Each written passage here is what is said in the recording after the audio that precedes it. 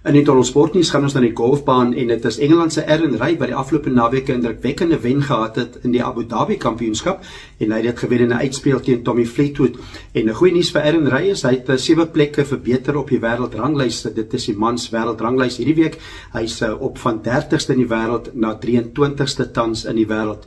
Ook Tommy Fleetwood wat in die uitspeel teen Ray verloor het, hy gaan op van die 5de plek na die 4de plek op die wêreldranglyste. Ook Rory McIlroy wat nie toernooi gespeel het, hy het net agter die twee manne klaargemaak wat in die uitspeel gespeel het en dit is Rory McIlroy wat steeds die 2de plek in die wêreld het op die wêreldranglyste.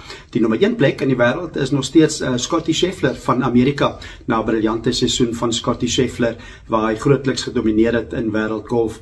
En dit is Suider-Afrika golfspelers wat nie so goed vaar op hierdie stadium nie. Daar's nie 'n speler, een van die spelers onder die voorste 50 in die wêreld tans nie. Die voorste speler van Suid-Afrika op die wêreldranglyste is Tristan Lawrence.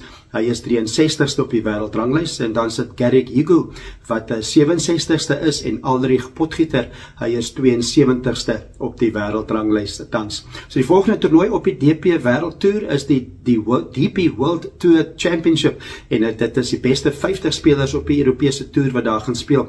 Daardie toernooi begin donderdag en dit is by die Jumeirah Golf Club in Dubai. Dit is dan sportnuus vir in die Tonnel.